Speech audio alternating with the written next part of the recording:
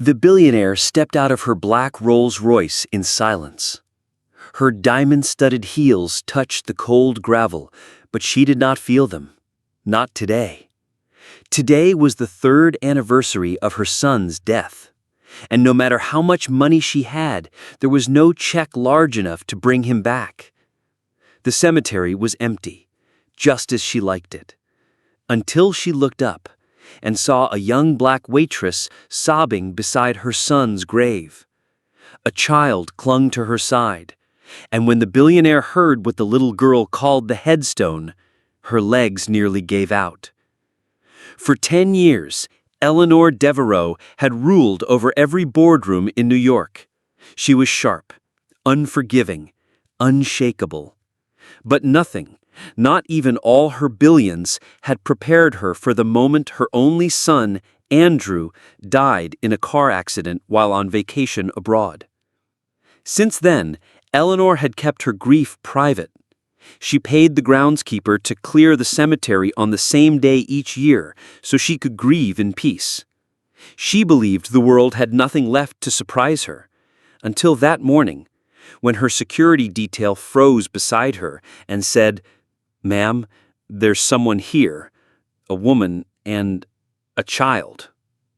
Eleanor's first instinct was fury. Who would dare disrespect her son's grave? She ordered the guards to stay back and stormed forward herself, ready to unleash decades of corporate wrath. But as she rounded the corner, her steps slowed. There, kneeling before the marble headstone, was a waitress. Not just any woman. Eleanor recognized her from somewhere. The red and white diner uniform was stained. The woman's hands trembled, and her body shook with each sob. And then, the little girl beside her, no more than 5, reached out and touched the grave.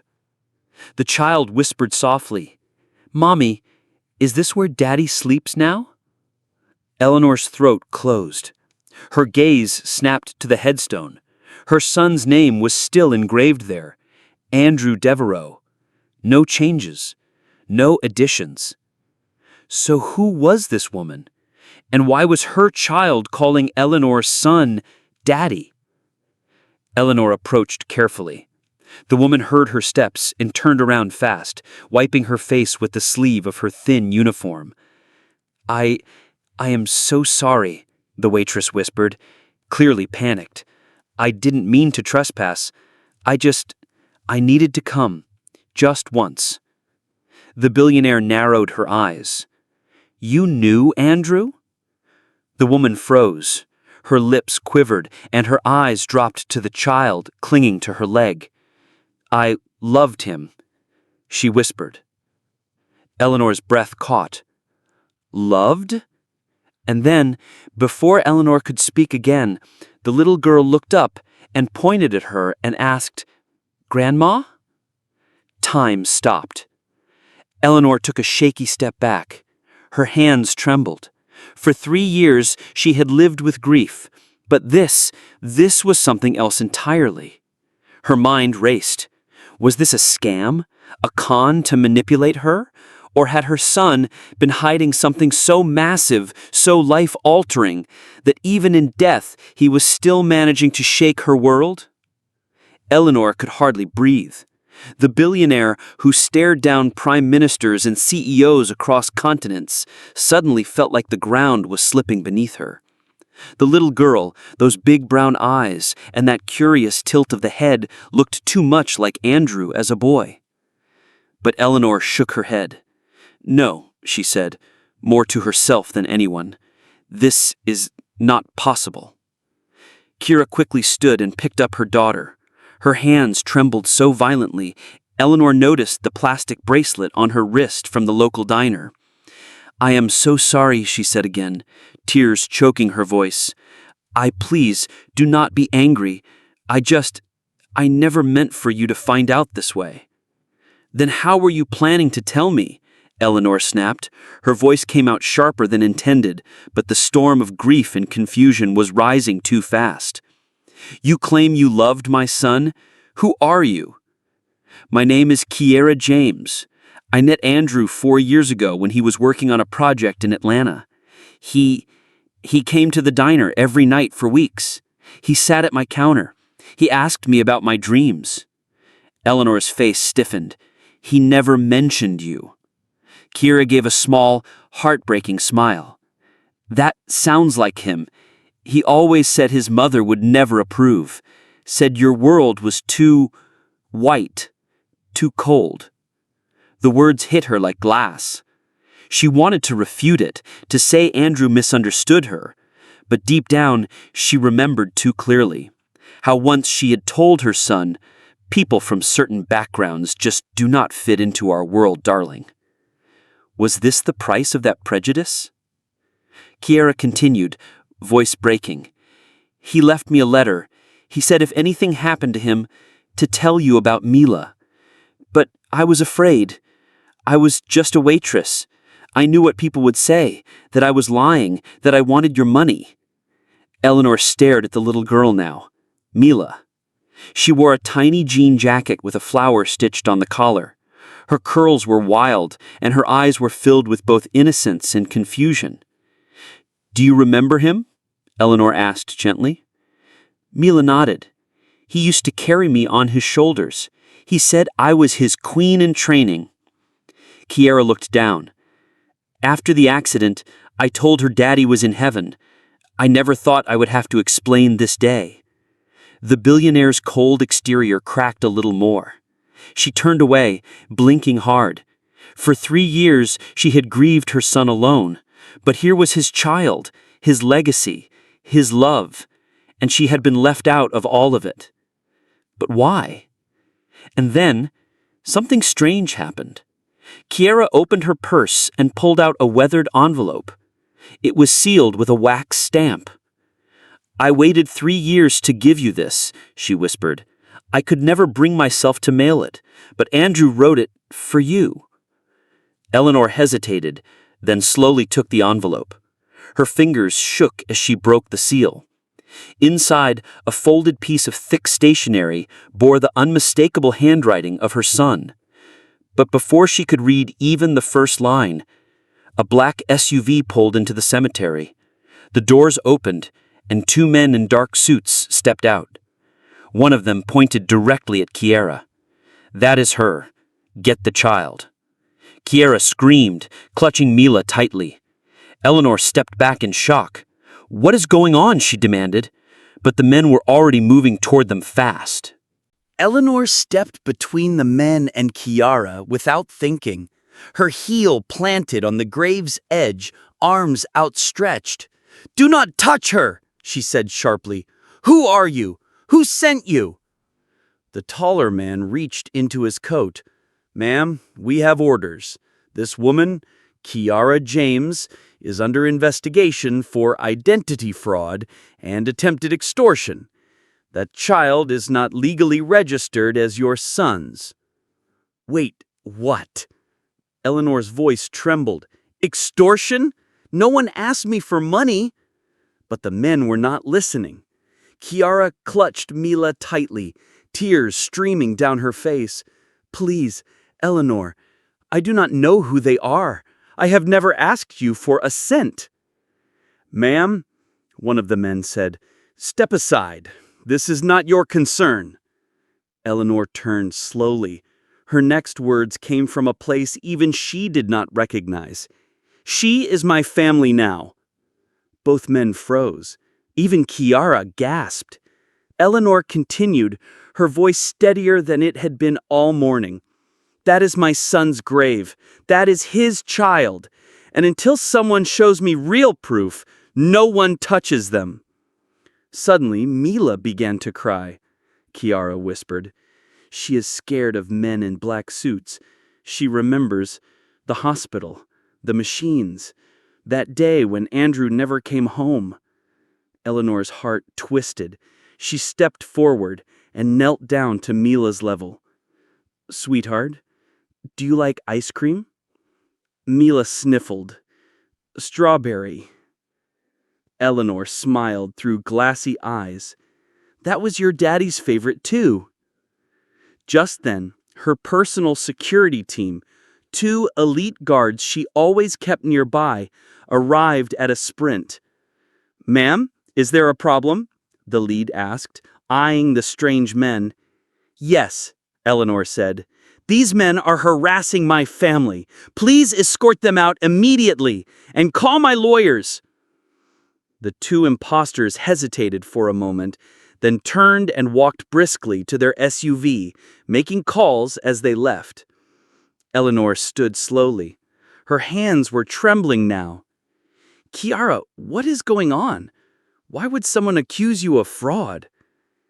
Kiara's eyes were red. "Because Andrew's lawyer, before he died, told me he had updated his will. He said I should be patient, that Andrew left something behind for Mila." Eleanor blinked. "He never updated anything. My legal team said his will was untouched." "That is because the copy was stolen by someone who did not want Mila to exist." Eleanor clutched the letter Andrew had written. "Then it is time I read this." She opened it carefully and began to read. "Dear Mom, if you are reading this, then something went wrong. And I already know what you are thinking. That I made a mistake, that I ran off with a waitress. But Kiara is the kindest soul I have ever met. She sees the world the way I wish I did. And Mila is everything I was too afraid to tell you about. But I needed to protect them, because I saw what happened to Dad's memory when he went against the family." Tears spilled onto the page. Andrew's words continued. "Mom, if you choose to love them, really love them, then maybe you can still become the mother I always needed you to be. Not for me, but for her." Eleanor's hands shook as she folded the letter. "Kiara," she whispered, "I believe you." Kiara covered her mouth, shocked. Eleanor took Mila's tiny hand into her own. "Come home with me, both of you. We will figure this out together." But just as they turned to leave, another car screeched into the cemetery. This time it was a black town car, and when the driver stepped out, Eleanor's face went pale. "Victoria," she whispered. Her ex-sister-in-law, the woman who handled all of Andrew's legal affairs before the accident, and in her hands was a forged version of Andrew's will. Eleanor's breath caught in her throat. Victoria walked slowly across the grass, her designer heels stabbing into the earth, a smug smile painted across her perfectly powdered face. In her hand was a sealed document, a copy of Andrew's last will and testament, or so it claimed.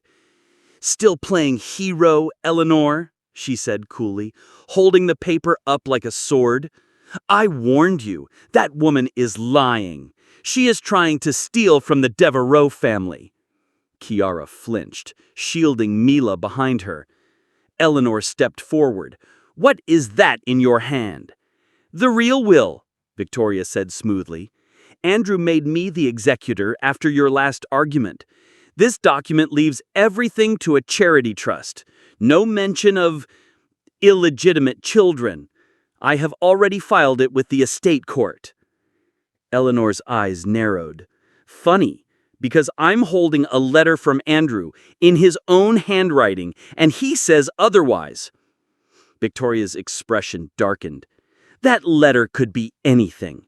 You are being emotional, Eleanor. You are risking the legacy your husband built." "I am protecting my son's legacy," Eleanor cut in sharply. "You think you know what this is about? You hated Andrew for distancing himself from the family business, and you have always loathed the idea of someone outside your world stepping into it, especially someone like Kiara." Victoria's eyes flashed. "You think she is here for love? She is a waitress, Eleanor. You think your granddaughter should grow up in a diner?" "No," Eleanor said, her voice trembling. I think my granddaughter should grow up knowing her father's love, not buried under your pride. Suddenly, one of Eleanor's lawyers, an older man named Harold, arrived panting from the cemetery entrance. "Ma'am, I rushed here as soon as I heard. I reviewed the letter Kiara gave you. The handwriting has been authenticated. That letter is real, and more than that, we just found something else." He held up a USB drive. "This was recovered from your son's encrypted cloud account. It contains a video message." Eleanor took the drive with trembling fingers. "Play it." Harold connected it to his phone. Everyone gathered in a small, tense circle. And then Andrew's face appeared on the screen. "Hey, Mom, if you're watching this, I'm sorry. I wanted to tell you in person, but I was too scared. Mila is my daughter. Kiara is the woman I love. I know they will never fit into the world you built, but maybe, just maybe, it's time to build something better, something real." Kiara sobbed. Even Eleanor wept silently. Victoria's face was drained of color. Harold looked up. "This video, paired with the handwritten letter, is enough to challenge any forgery. We will file it today." Victoria stammered. This is outrageous. I have lawyers." "So do I," Eleanor said coldly, "and mine believe in justice." Victoria turned on her heel and stormed away without another word. Eleanor knelt beside Mila. "Would you like to come live with Grandma?" she asked gently. Mila nodded, unsure but trusting. Kiara whispered, "I do not know what to say." "Then don't say anything," Eleanor replied. "Just come home. We have a lot to catch up on." As they walked out of the cemetery together, three broken hearts slowly healing, Eleanor glanced at her son's grave. "I failed you once, Andrew, but I will not fail her." And with that, the billionaire took her granddaughter's hand and walked into a brand new future.